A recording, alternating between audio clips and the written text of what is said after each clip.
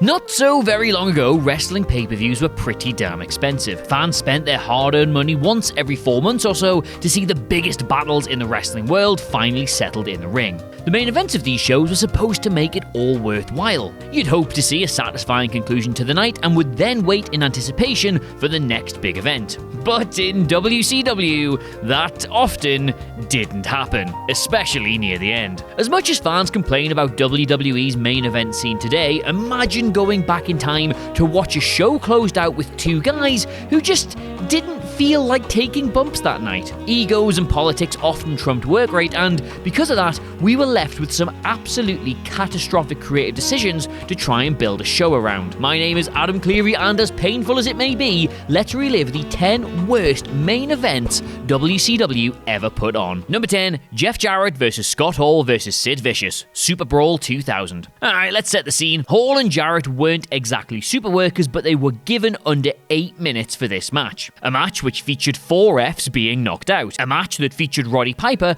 coming out to restore order. A match that featured Sid. How anyone thought this would work is beyond me. It was a giant, unsatisfying mess, one that could easily have taken place on Nitro, and it mercifully ended with Sid winning the world title. Thousands upon thousands of WCW fans looked at the money they'd spent on this and then never gave the company a single dime more. Just for comparison's sake, 1 week later in the WWF, Triple H defeated Cactus Jack in that Hell in a Cell match. Keep in mind, both companies charged the exact same amount of money to watch these two shows. Number 9, the Coal Miners' Glove Match, Halloween Havoc 92. Spin the wheel and make the deal, and unfortunately that's exactly what Sting and Jake Roberts did for their 1992 Halloween Havoc match. The wheel was not rigged, so whatever it landed on was going to happen, and some genius had honestly put a Coal Miners' Glove match in amongst the options. We could have had Roberts and Sting in a cage match, or a Russian chain match, or an I Quit match, or an even delightfully sounding Prince of Darkness match.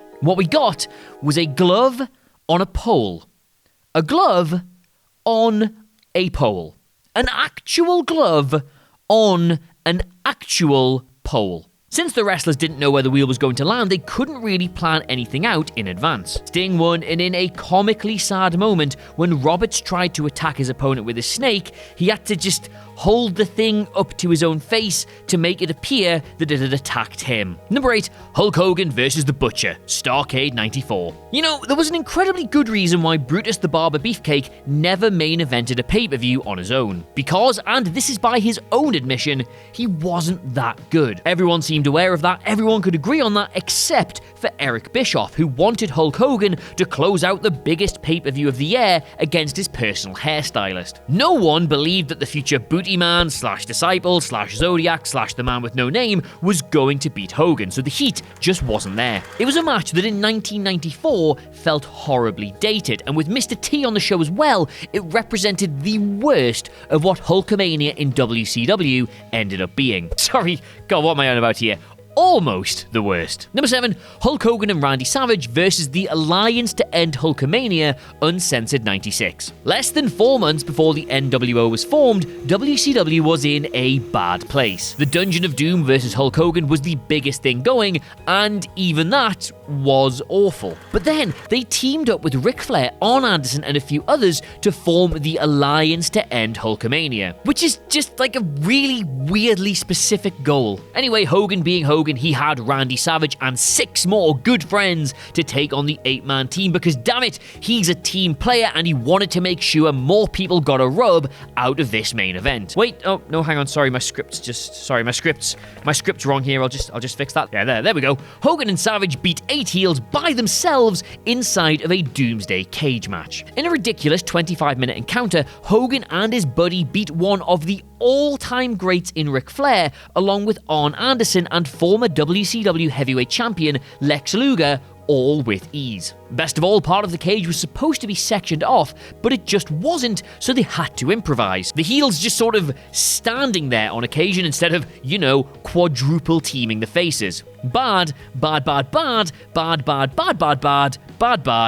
Number 6, Hulk Hogan and Eric Bischoff versus DDP and Jay Leno, Road Wild 1998. The WWF brought in Mike Tyson in 1998, and it helped bring them more mainstream recognition than they had in years. Eric Bischoff brought in Jay Leno. Leno was nearly 50 at that point and was no athlete to begin with. Bischoff, despite being around the wrestling business for over a decade, couldn't put together anything that resembled a wrestling match. And fair enough here, Hogan straight up couldn't be bothered to carry either of them. The worst, most infamous moment was Leno putting Hogan in an armbar and the man who carried the WWF through the 80s having to sell the thing. Just a few weeks later, the WWF put on SummerSlam 98 with Steve Austin versus The Undertaker and Triple H versus The Rock in that ladder match, and the tide had categorically turned. Number 5, Goldberg vs. KRONIK, Halloween Havoc 2000. It's hard to wonder what WCW was thinking when they put Goldberg vs. KRONIK in the main event of Halloween Havoc. The match before them had Booker T vs. Scott Steiner with the world title on the line, and yes,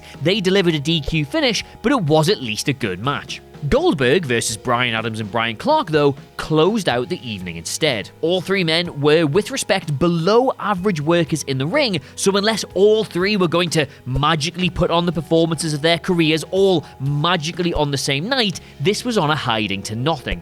And what happened? Well, the match went less than 4 minutes, Goldberg steamrolled both men, and in a stroke, they destroyed the credibility of the most dominant tag team in the company, while charging fans a fair old whack of their hard-earned money for the privilege. I mean, imagine that, man, spending so long building something to look so dominant, then just awkwardly shoehorning it into a pay-per-view main event just to have Goldberg run over it in like less than 4 minutes. It just wouldn't happen today. Number 4, Lex Luger vs. Barry Windham, The Great American Bash 1991. Credit where credit is due, this wasn't a terrible match, but the circumstances surrounding it made it painful to watch and must have been really, really upsetting to pay for. I mean, I didn't, of course, I was like 3 years old, but you get the picture. The event was supposed to feature Lex Luger vs. Ric Flair in the main event. That's what the show was being built around, but Flair was asked to take a massive pay cut as Jim Herd, the president of the company at the time, just didn't really understand his appeal. Flair, understandably, didn't like the idea of giving up money he was owed, so he was fired. But now, oops, we didn't have a world champion, so Barry Windham was thrust into the role to take on Luger. But poor old Barry here wasn't championship caliber material at the time and wasn't presented as being a top star. So Luger beat Windham basically by proxy, Flair took the belt to the WWF, and nobody could believe they'd spent their money watching it. Number 3, Team WCW versus Team NWO versus Team Wolfpack, War Games 98. You do not ever, and Adam Cleary means ever, end a pay-per-view with Diamond Dallas Page pinning Stevie Ray. There were so many problems with Fall Brawl's 1998 War Games match that it's hard to know where to begin. For starters, Team WCW was composed of DDP, cool, makes sense, Roddy Piper, a man who only wrestled 7 matches for the company in all of 1998, and Warrior, a man who had never wrestled for WCW. The NWO Black and White had Stevie Ray on their side instead of Scott Hall or Scott Steiner, and the match had an everyman for themselves twist where the winner got a title shot, which defeats the entire purpose of a War Games match. So yeah, as soon as Piper came in, he went after DDP because why bother having teams? Hogan turned on Brett, and just to make things even more needlessly complicated,